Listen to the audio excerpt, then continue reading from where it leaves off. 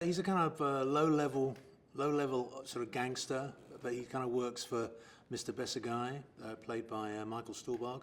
He's a grunt. You know, he kind of like does what he's told. He's, you know, he works in a bakery, you know, and that's the cover, that's the front. He's a bit like a kind of criminal butler. You know, he sort of does his job and works under instructions. He doesn't really think very originally for himself. He's very much in thrall of Mr. Besegai. There's a kind of relationship between them where Besegai is all energy and I'm a little bit slower, a little bit more on the back foot. I need to be encouraged. I need to be told what to do. He's not the sort of person that takes any kind of initiative. You know, so he's very much in the service of this particular caper. It's been lovely working with Doug. I'd never worked with him before, and I think I said something like, you know, I'll come and happily lurk in a doorway, you know, and he kind of took me at my word. So we've had a couple of scenes where I'm just like lurking in doorways. He feels like a very instinctive director. Like, you know, he comes, you know, impeccably prepared, but there's always that lovely moment of he's willing to kind of like play with it a little bit, to let it go somewhere else. If there's a moment that's kind of feels inspired, or if there's a kind of energy that seems to be going somewhere interesting, he's very happy to let it develop. And that's very, it's very collaborative, and it kind of gives you a kind of freedom, you know. But at the same time, he does serve the text. He serves the story. The beginning of the movie, you've got Michael Stuhlbarg, who is he has an idea for a crime, which is to rob the mayor on election night, because he's going to be throwing this huge party. And there'll be a lot of people there paying the mayor off to keep their contracts around the city. So we establish this mayor character as being corrupt, running a long-time corrupt operation of corruption and bribe and taking bribes and selling contracts and so forth. And Michael Stuhlbarg is hoping to steal all of that money on election night. But he can't find anybody to do this job. So he's got Jack Harlow's character, who promises to be able to find a couple people to pull this off. But no one wants to take this job. And he has to really kind of scrape the bottom of the barrel where he finds me and Matt. And we were willing to do the job because, in part, we don't really know any better or we don't really care. Jacob Milne is my character's name, called Cobby, and he's had a life of feeling, been a foster kid, and just has up until we meet him, we feel like he has been experienced nothing but abandonment and betrayal, and has felt sort of maligned and misunderstood and left behind and did time for someone else, and he's had a rough life. And he is nothing at all like Matt's character, who also we're meeting sort of at the rock bottom. These guys have nothing in common except that they're both at a kind of dead end in their life. Our story is the story of these two guys sort of being stuck together. At first, that part was a smaller part of a guy who really didn't ever speak. But Matt has, when he said, I'd love to do this movie with you, it was like, you're just not going to leave it that way. You know, Matt's got 30 years of experience creating great parts and being fantastic in movies. And so then, it was sort of tailored to him and what he wanted to do. And whereas I play someone who's led a life of in and out of crime, and Matt plays someone who's sort of had all other kinds of bad things happen to him and made mistakes and things, but he's never been a criminal. And so he's on this job for it's sort of the first time he's ever committed a crime, really, so they're a funny pairing. For whatever reason, in my career, I've ended up playing a lot of dramas, tragedies, characters who have either had terrible things happen to them, or their lives just haven't gone very well, and I've always wanted to do something that was more lighthearted and just comedic. And, I love Midnight Run. I've seen that movie 20,000 times. I love Butch Cassidy and Sonny Scan. I love, and it's just, I haven't gotten to do that. So I thought, if I'm going to sit down and work on a script, I'm going to make it like that. And that's what we did. And I think that the tone is meant to live somewhere in there, But, you know, a movie is made by 300 people and they all contribute something, especially the director. So Doug came in. Doug has made so many great movies that are, you know, left or right of that exact same thing that I'm describing. They're really funny. He likes friendships. I remember being a teenager and watching Swingers and going back to the theater the next day to see it again because it was just so much fun. And so he seemed like the perfect person for it. And I asked Matt, I said, Matt got involved, I said, do you think Doug Liman would do this? He was like, well, you know, beforehand. He said, I can ask him. And Doug came in and said yes, and so it just became this kind of like perfect scenario and this dream job. The humor in the script has definitely evolved like over the course of the making of it. It never ended sort of its development, and even on the set when you're there shooting and Doug has an idea and Matt has an idea and I have an idea, and then it just keeps cooking until they call, you know, they say they're moving on. I hope it comes off as the kind of humor that I've seen in movies that have been favorite movies of mine. I just didn't get to do that much. Comedies, buddy comedies, friendship movies, the kind of stuff that it would have been hard, I think, to replicate with someone who I just met, didn't have wasn't really comfortable with, didn't have a shared sort of sense of humor. And so I hope that, you know, Matt, knowing each other for so long sort of creates a foundation where that can work. I think it should be a lot of fun. I hope that it's funny and fun and it's entertaining. It's the kind of movie that you can watch over and over again. You know, when we talk about like how much is too much in a scene, are we pushing the comedy or not enough? We usually come back to like, we want to make something that people watch over and over again through the years. Of course, we'll be lucky if people just, you know, go the first time, but we aim to have it be something that people are going to want to return to. I always sort of viewed Instigators as, you know, the Bad News Bears of a heist movie. Instigators will be in a unique lane because it's a heist movie, but it's a heist movie where it's not even like the B team, it's like the E team or the F team doing the heist. I met with Hong and thought she was just so smart and funny and charming, and most of all, given that Matt and Casey were going to go off script quite a bit, that she could keep up with them. You know, there's a snarky tone, especially her character's relationship with Casey's character, and you know, Casey's like a savant or something when it comes to like his ability to just, you know, start with the script and then just go off on a tangent, and he's so compelling to watch. In a way, sometimes it can make me a little bit lazy as a filmmaker because there's a scene where they're sneaking into the restaurant where they're going to rob the mayor and the boat's sinking. And I was like, you know, I'm not even going to bother scripting this. I'm going to put Matt and Casey and Jack Harlow in a boat and start it sinking, and Casey will ad-lib funny and Matt will ad-lib funny and Jack will react to it, and I'll have a great scene. I don't need to, the only thing I need to do to prep for that scene is arrange for the boat to sink. And it was like that on almost any day I could, if I could come up with an outrageous scenario and put Matt and Casey and Hong into that scenario. You know, we did have a script, but I could be like, okay, now let's forget about what's in the script and just let's play the situation.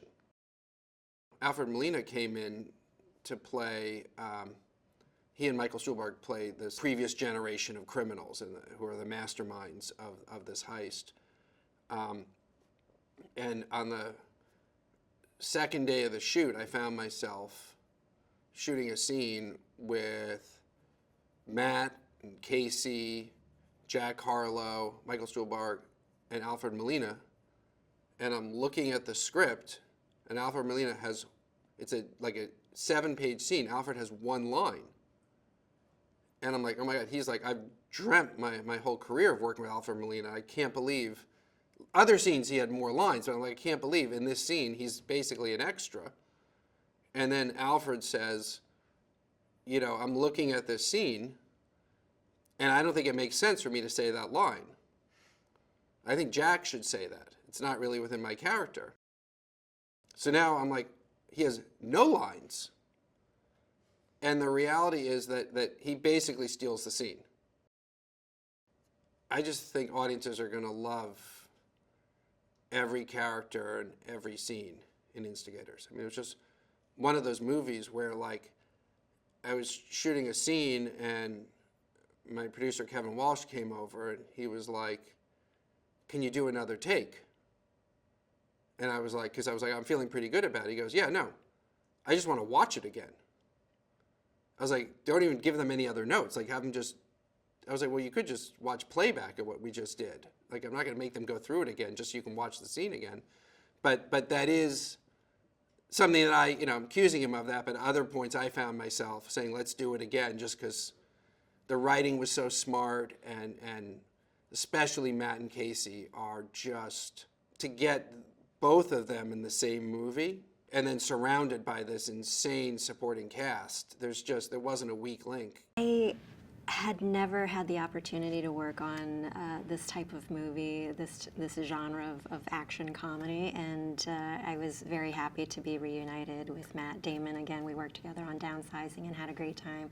So I was just really looking forward to doing something that I hadn't done before, and I'm a fan of Doug Liman, all of his movies.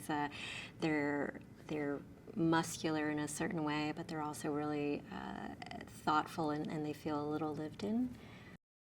Whenever I describe the movie to people, I say that it's an action heist comedy, but I think when I say that, most people think about Ocean's 11 or something like that, and this is not that type of action heist comedy. It's a little bit, I think Doug Liman is trying to make it feel very grounded. He's somehow able to bring that same energy that he had when he was first starting off as a filmmaker into these much bigger budget movies, where he still wants it to feel real from moment to moment. We always stop and talk about, is this logical? Does this make emotional sense? Would these characters actually say or do these things? So even though the situation might be really heightened and absurd, there are always moments in life where people say really ridiculous things in a high stakes situation, a highly emotional situation.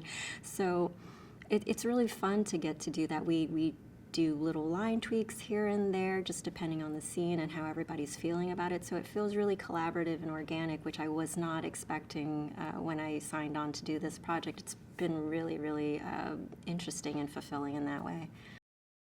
We have an amazing cast led by Matt Damon and Casey Affleck, but a lot of the supporting characters are played by really wonderful actors like Michael Stuhlbarg, Alfred Molina, Paul Walter Hauser, who's a little bit younger, and then we also have Jack Harlow, who's not known as an actor primarily, but he's starting to do more acting work, and that's exciting to have that kind of energy on set. Yes, oh, and Ving Rhames and Dechico, who's a theater Broadway legend. Ron Perlman is amazing, and Toby Jones, also an amazing character actor who's done so much fabulous work.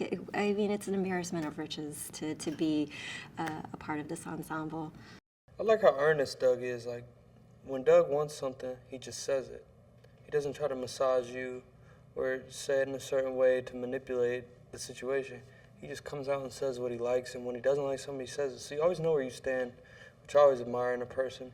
I play this character named Rory, and Rory's Rory Calhoun, and he's basically a guy who is a kind of a rule follower, and he sands floors for a living, and he's got a kind of in his backstory, he's got a problematic relationship with his son, and really no relationship with an ex-wife. And when we kind of find him at the beginning of the movie, he's pretty down. He doesn't kind of present as particularly depressed, but his mind is kind of going to some pretty dark places, and he's kind of starting to think about what the point of all this is. And it's in that context that he kind of makes this rash kind of radical decision to participate in a crime for the first time in his life. And so that's how he kind of enters into this world. So he kind of brings the audience into this world of kind of petty criminals in Boston. And the three kind of main characters are Casey's character, this guy Cobby, who's a career kind of criminal, but really he's just this guy who's looking for a friend, and he really wants to belong, and he's kind of up for anything. And then my character Rory, who's doing this, who's committing a crime for the first time, and then my psychiatrist, who Hong Chau plays, who kind of gets swept up in this, and basically, for reasons of her own, decides to kind of participate in our escape, basically in an attempt to do therapy and convince me to turn myself in. And so she kind of comes along in an attempt to try to resolve everything without me getting hurt or anybody getting hurt. And so those are kind of your three characters who kind of get thrown together and end up together. Nothing goes the way that they were kind of told it should go. Kind of everything goes wrong right from the outset.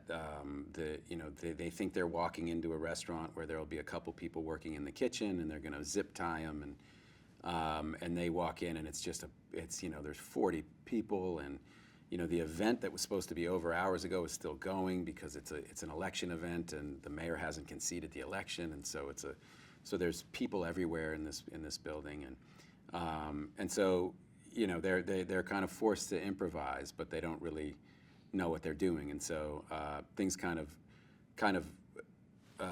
spiral from there. The tone, that was what kind of jumped off the page, and it's very, very difficult to get tone like that right, and that was why Doug was really the only person we thought of to do it.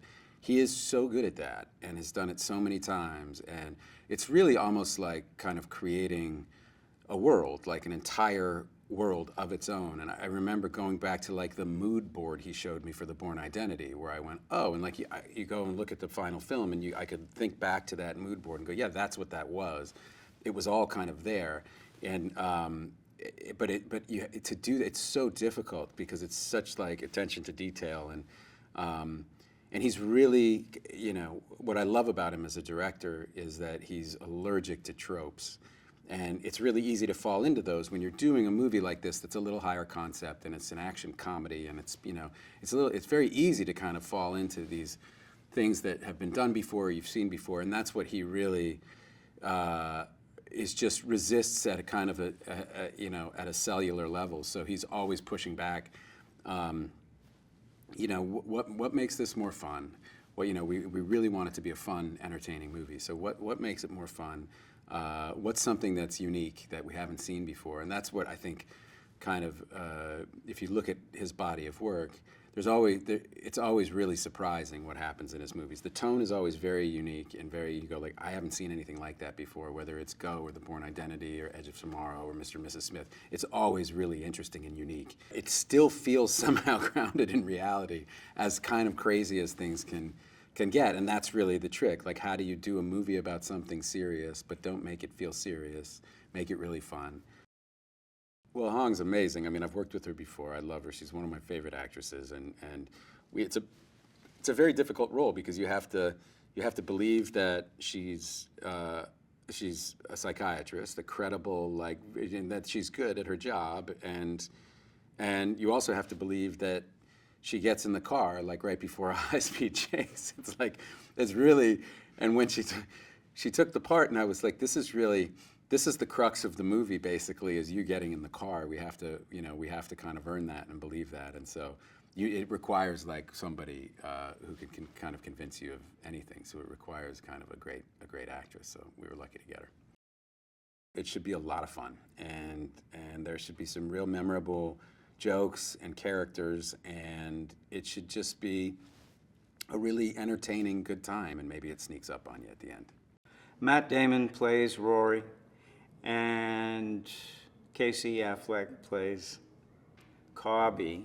Rory sands floors for a living. He used to be a Marine, and he's tried to walk the straight and narrow, and apparently things got messed up in his relationships. he's messed up his home life, and so he needs this money badly, a very set amount of money, to, in his mind, make things better. He gets lugged in by Scalvo to do this, what's supposed to be a simple job. And the other knucklehead he brings into the thing is Casey's character, Cobby, who apparently some years earlier did some time that he blames on Besegai, Scalvo, and a group of people who arranged a crime several years ago that Cobby's brother participated in. Cobby's brother gets hooked on drugs, gets caught, and Cobby decides to do the time for his brother. And when he comes out of prison, or while he's in prison, his brother dies. So in Cobby's mind, dies from an overdose. In Cobby's mind, where he is in his life is, I imagine, just trying to recover from his time in prison, trying to make some money in whatever way he can. And he doesn't have that many prospects. So when Scalvo gets in touch with him over the phone to say, look, I got this gig out of nowhere, can you come do this? He leaps at the chance without pretty much thinking very much.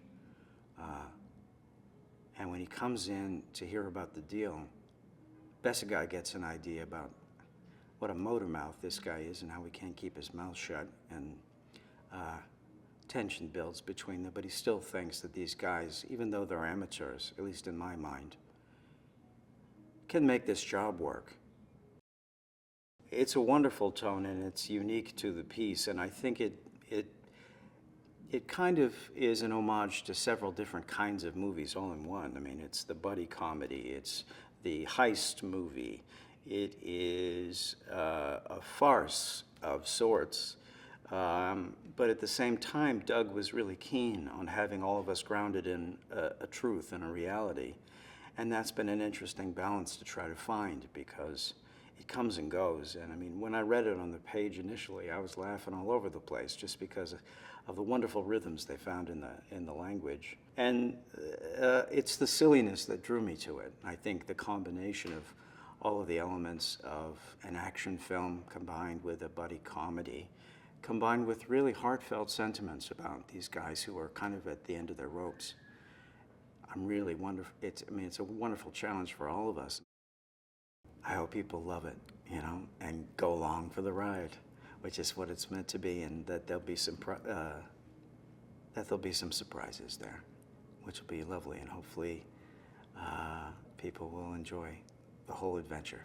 When I had the script sent to me, I was immediately excited because they said it was an East Coast, crime story, and Ben and Casey and Matt are involved, and Doug Liman's directing. I was just like, I almost don't need to read the script. I just want to say yes and do this. But I read it and was pleasantly surprised at how funny it was and how nuanced it was. It really is. It's not just about the state of Massachusetts or the city of Boston. It's like, it really is like neighborhood specific as far as vernacular and life experience and the dreams of those specific types of people in that place. I really got a kick out of it. I only had the one scene with Matt Damon playing the character of Rory and Casey playing Cobby. The time I spent with them, though, it was really fun to see them work off each other. Clearly, Casey's character, Cobby, is the mouth, and Rory is kind of the, I'll do what you tell me to do, very, very simple. Matt's an attractive guy, so it's very interesting to see that dichotomy of anytime an classically attractive person plays someone kind of dumbed down, it's fun. Casey is a really good actor. I got kind of a fun moment with him where he kind of turns the tables on my character and kind of holds me up after I'm holding him up. And that was really fun to do. Casey's such a good actor. You just got to look in his eyes and he puts you in that place and time. You could be in Boston, you could be on Mars. If you're with him, you're saying the words and you're looking him in the eyes, it's very easy to act. It's cool working with people I've been a fan of for a long time.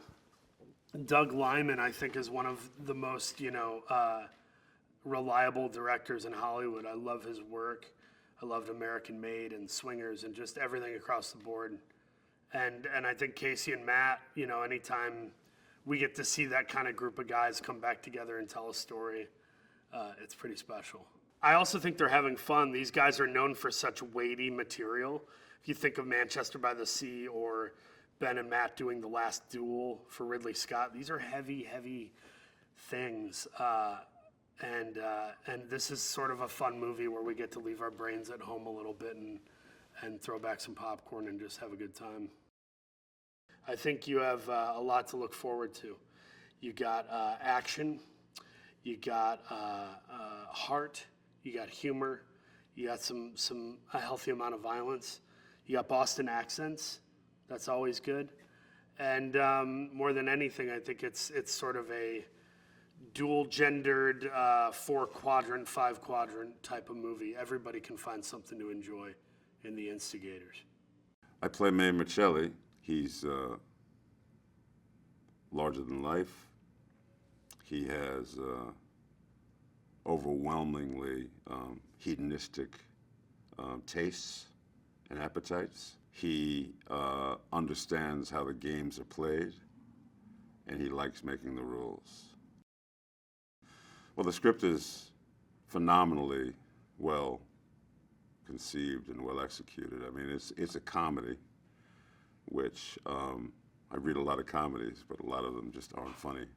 This one is, and not only is it funny, but it's really smart, and it's filled with East Coast character types, like almost caricatures, but they're not, because they're people that you've never quite met before. That's how smart the writing is. Situationally, it's just whacked out, completely whacked out, and really fun to follow. Our two leads, you know, the character that Matt plays and the character that Casey plays, couldn't be more different. But they're also brought together by the fact that they're victims of a society that doesn't play fair and kind of like leaves a lot of people behind. So it leaves you wanting to like figure out how to not only take care of yourself, but your loved ones and everything around you, and you know. And so they're both coming at it to kind of get a W in a lifetime of else. That's the bond that they have together. But they are two people who process life completely differently, have totally different values. And one thing leads to another, but the way it's executed, I can't even describe when you read a script that is as the pitch of the dialogue and the exchanges is like, oh yeah, this is actually really, really clever, and it's actually people I want to hang out with and have a beer with. I feel like I'm on a dream job here. You know, not only is it the script great, but the people who are playing all these characters. I mean, you know, along with Matt and Casey, you know, you got Ving Rhames and Alfred Molina and Michael and Hong Chau and Walter Hauser. My God, it's like an embarrassment of the great character actors that I long to be around, and here we are all together. Yeah. Most directors they just direct traffic, and they don't have, and so you have to really, really learn how to bring everything you need to give the performance, because you're probably not going to get any real help along the way. Doug is one of those exceptions where he is constantly giving you idiosyncrasies that are very character-driven that will put a whole new set of colors onto the palette, onto the canvas, that you hadn't thought of before. And that is like, you really, really, I come to work every day knowing I better be on my A game, because this guy's gonna notice everything, and he's gonna ask things of me that I really have to dig down deep to give him. And that's a phenomenal, and it's also an exception to the rule. I did Matt Damon's first project with him called Rising Sun 33 years ago. So now to see him for the first time in 33 years and get to work with him, that was probably the main reason why I wanted to do it. Because when I first read the script, there's a lot of little things I didn't quite understand. I had to read it a couple of times to really get the gist of it. So, but it was really Matt Damon was the reason why I wanted to do it. And then I spoke to Tom Cruise. He said he had worked with the director on the movie American Made. And I told Tom, I said, Tom, I really like that film. This is, like a year ago. And so those two reasons were why I chose to do it. Talking to the director about Toomey, he said Toomey is like a superhero. He kind of does what he wants to do. And he has that kind of clout now after years, with the police force and being a detective. So that was he gave me this kind of bigger than life image of Toomey. So, so after talking to him about it and then getting to, mess with the character some, that was kind of like him saying he was a superhero, like even the truck I drive or whatever, that, huge monstrosity thing. So it was almost like, okay, I kind of got a grip on the character. He's you could say detective / cop, or you could say specialized cop, etc. But basically he's like a detective who has carte blanche over, he has the right to do what he wants to do.